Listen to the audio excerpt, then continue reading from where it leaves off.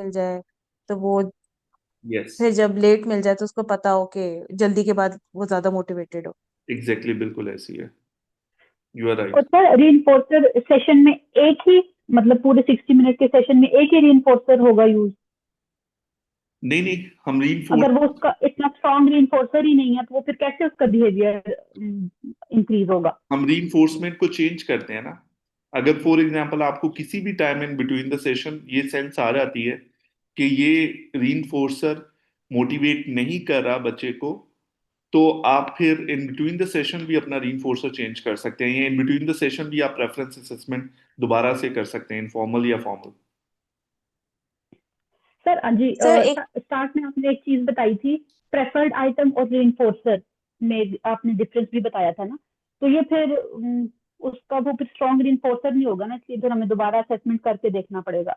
Exactly, बिल्कुल। एक strong रीइंफोर्सर में और वो प्रेफर्ड, वो जो आपने बताया था स्टार्ट में, उसमें भी तो फर्क है, तो इधर फिर एग्जैक्टली, वो चीज आ रही है ना। एग्जैक्टली, बिल्कुल। You right. So sir that. एक बार कुछ सेशंस में ऐसे भी होता है कि अब जैसे मैंने दुआ के सेशन ऑब्जर्व किए ना, तो उसमें उसको वो रीइंफोर्समेंट खुद मांगती है थ्रू हर डिवाइस, राइट? तो कई बार ये होता है कि लेट्स से हमने उसको म्यूजिकल बोर्ड दे दिया, लेकिन वो नेक्स्ट टाइम वो कई बार मांगती है कि नहीं मुझे अब जो है ना म्यूजिकल बुक चाहिए।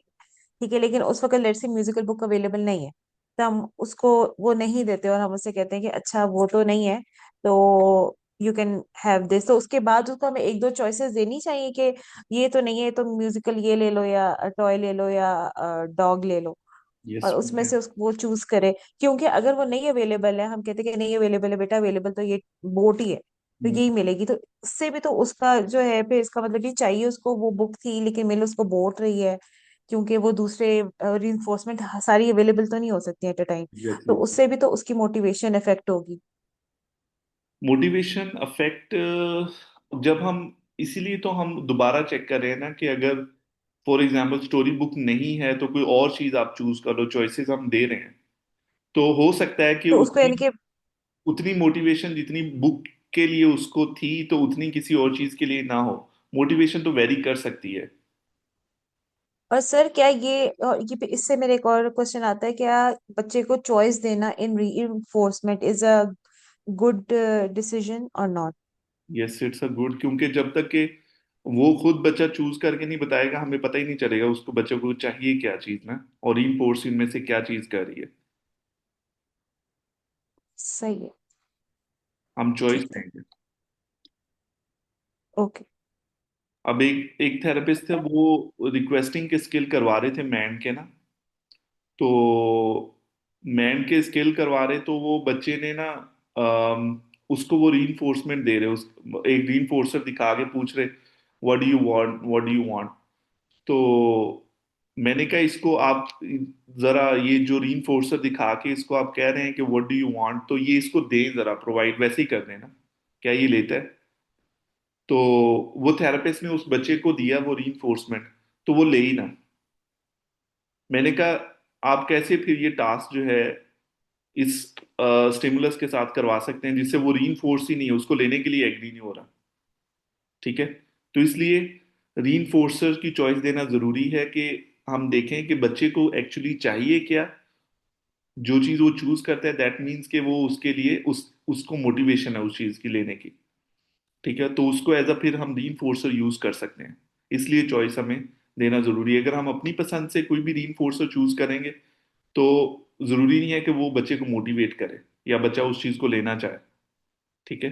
और तो इन्फोर्समेंट्स में अब डिट्रैक्ट ना हो रहे हो हम, लेकिन ये कि उसमें क्या जो होते हैं ऑप्शन डिफरेंट, जैसे एडिबल भी होते हैं और मुख्तलिफ ऑप्शन होते हैं, तो कौन सा ऑप्शन बेहतर हम कहते हैं कि टेंजिबल, या कोई जो नहीं है non edible is a better better reinforcer, या edible is a better reinforcer, या let's say screen is a better reinforcer? इसमें भी हमारे पास कुछ प्रायोरिटीज होती है।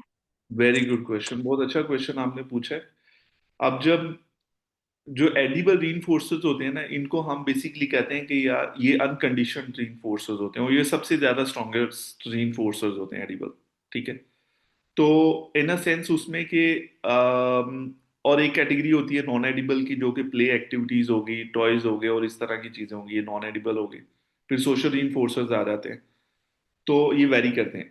अब स्टार्ट में फॉर एग्जांपल अगर आपको लगता है कि आपका बच्चा एडिबल रीइंफोर्सर से बेस्ट रीइंफोर्स हो सकता है, तो आप एडिबल रीइंफोर्सर यूज करें, मस्ट। ठीक है। अगर आपको लगता है कि आपका बच्चा नॉन एडिबल रीइंफोर्सर एक्टिविटी से रीइंफोर्स ज्यादा बेहतर तरीके से हो सकता है, आप नॉन एडिबल, क्योंकि प्रेफरेंस असेसमेंट जब हम करते हैं तो हम दोनों की प्रेफरेंस असेसमेंट दोनों कैटेगरी की अलग अलग करते हैं। कि नॉन एडिबल रीइंफोर्सर की प्रेफरेंस असेसमेंट अलग से होती है और एडिबल रीइंफोर्सर्स की प्रेफरेंस असेसमेंट अलग से होती है, ताकि हमें दोनों कैटेगरी ऑफ रीइंफोर्समेंट्स में से चॉइसेस पता चल जाए बच्चे को क्या सबसे ज्यादा पसंद है।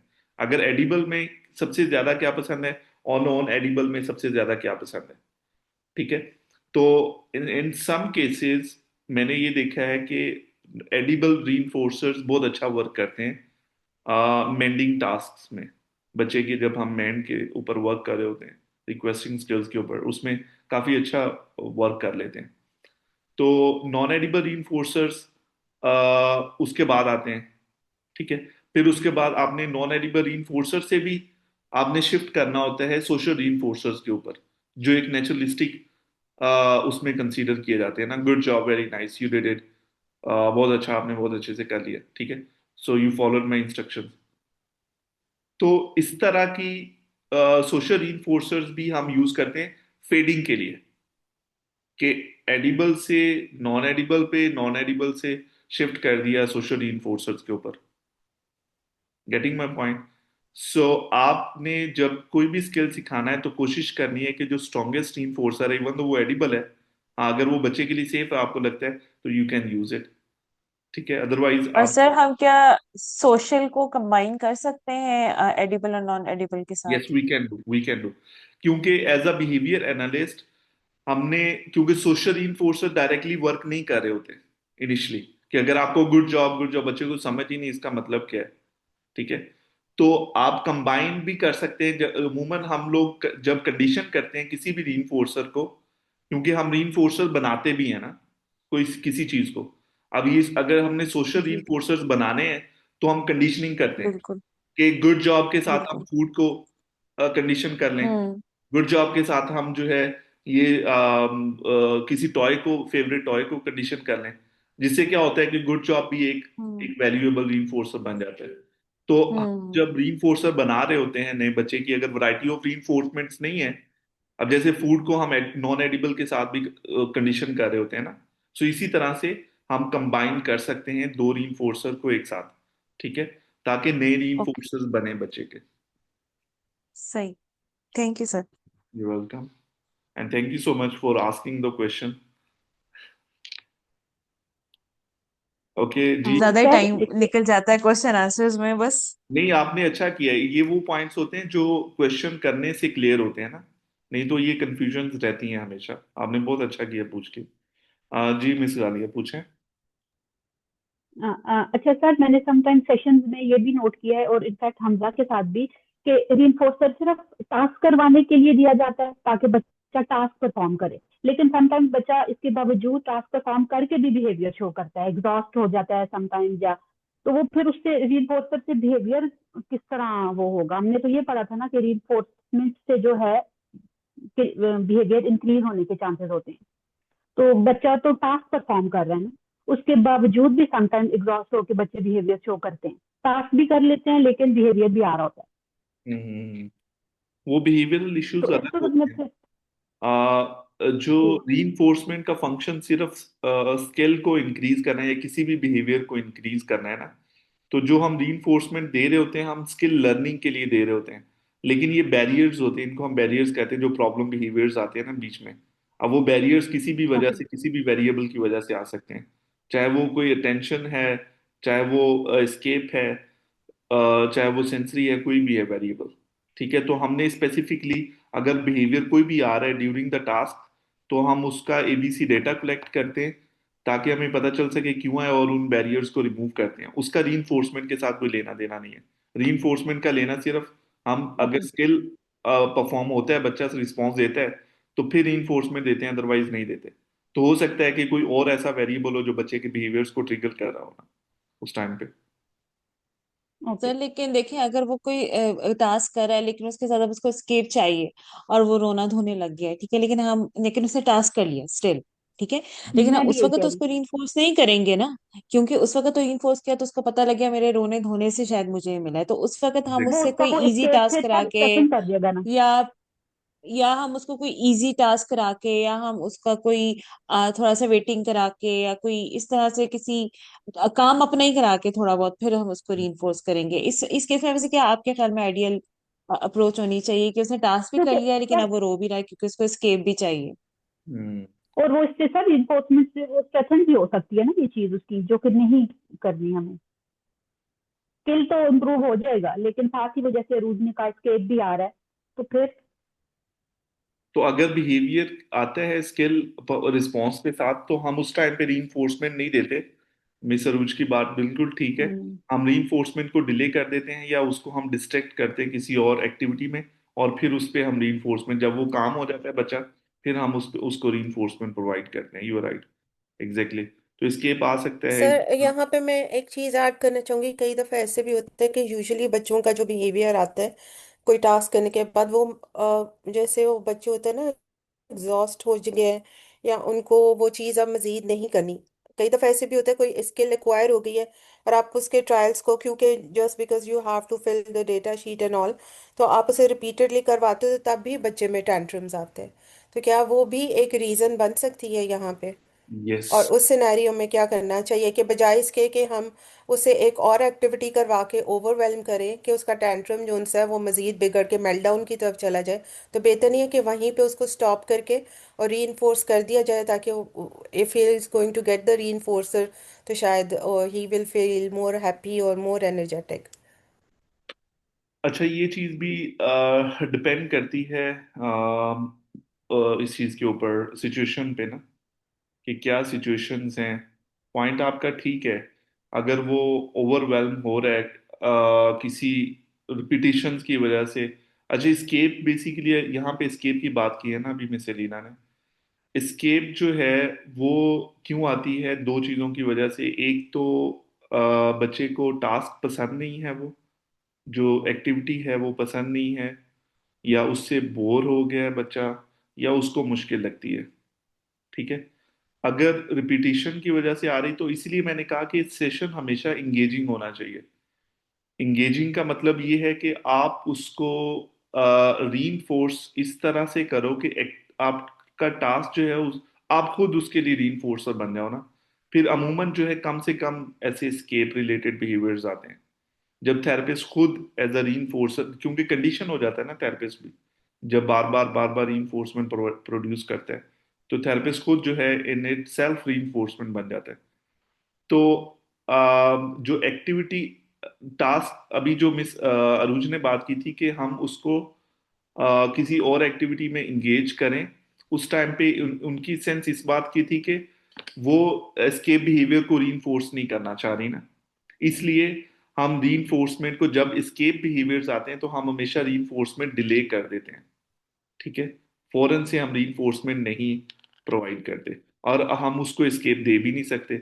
इसलिए जरूरी है कि हम उसको चॉइस दे दें कि okay, let's do this thing और दिस थिंग। ठीक है। वो जो चूज करता है वो एक्टिविटी हम उसको परफॉर्म करवाएं, and then we can reinforce the behaviours. ठीक है। या उस टाइम पे अगर बिहेवियर आ भी गया तो फॉर द नेक्स्ट सेशन आप प्लान चीजें कर सकते हैं, अपनी स्ट्रेटजीज को मॉडिफाई कर सकते हैं। ठीक है। दोनों तरह से कर सकते हैं, कॉन्सिक्वेंस बेस्ड भी और एंटीसीडेंट मॉडिफिकेशन भी।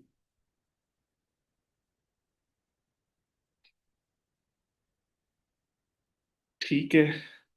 अच्छा, इसमें एक और मैंने बात बतानी थी कि हमें ये चीज सिखाई जाती है कि बिहेवियर्स जो है जब आते हैं तो हमें क्या करना है ना।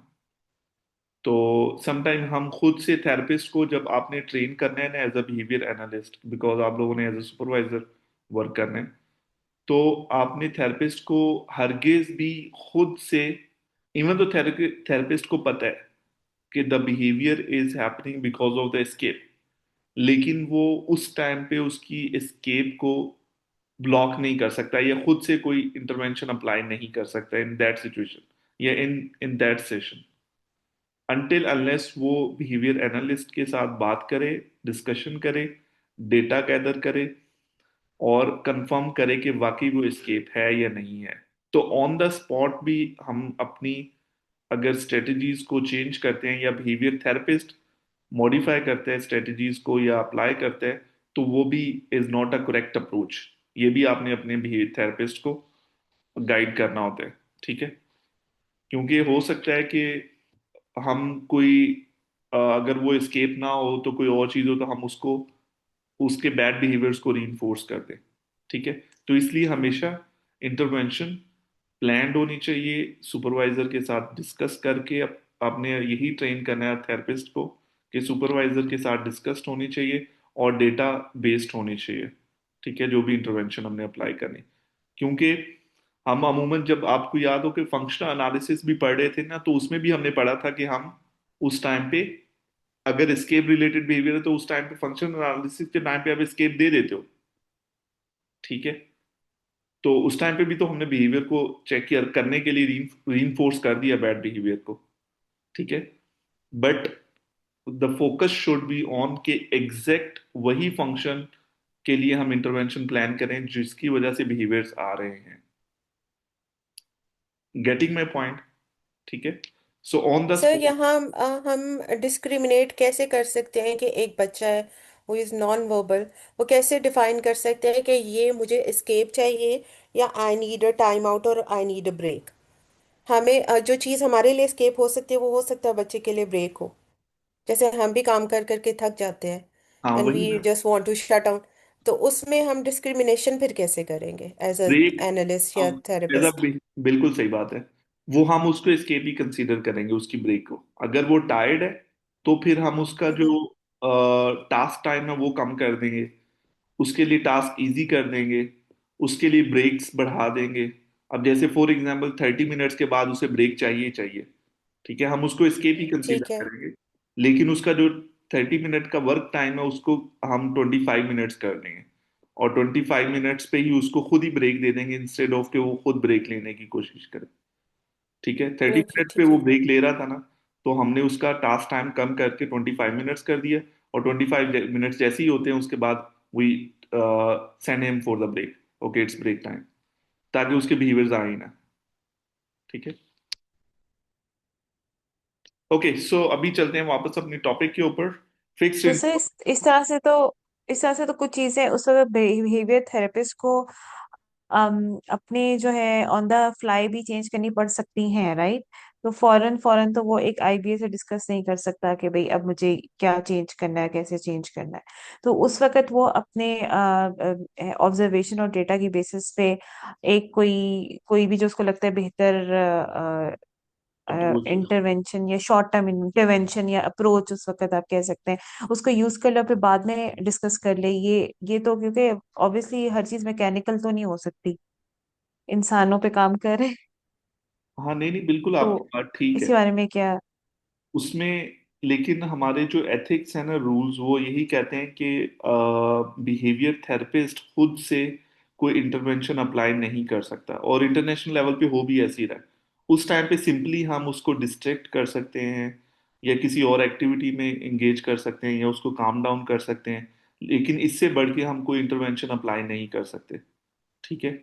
सो इंटरवेंशन तभी अप्लाई होगी जब कोई डेटा होगा, और ये डेटा मतलब ये नहीं है कि 2-3 सेशन लेके फिर ही डेटा कलेक्ट करो। उस टाइम पे थेरेपिस्ट से बिहेवियर एनालिस्ट क्वेश्चन कर सकता है कि ये जब बिहेवियर आया है उस टाइम उससे पहले क्या हो रहा था, उसके बाद क्या हो रहा था, ठीक है? उससे भी पता चल जाता है कि बिहेवियर का फंक्शन क्या है। So behaviour analyst is the one जो कि इंटरवेंशन बताएगा और वो थेरेपिस्ट आगे से उसको इम्प्लीमेंट करेगा। So therapist is just the technician. जैसे टेक्नीशियंस होते हैं ना, उसको सुपरवाइजर बता देता है कि ये करना है, ऐसे करना है, बट वो खुद से कोई चीज चेंज नहीं कर सकता ना, क्योंकि उसने इस पे इसमें ट्रेनिंग नहीं ली हुई, ठीक है, अपना कोर्स वर्क कंप्लीट नहीं किया हुआ है या अपना जो है इतना एक्सपर्ट नहीं है वो। तो टेक्नीशियन इज द पर्सन, वो जस्ट उतना ही करेगा जितना बिहेवियर एनालिस्ट उसको बता देगा।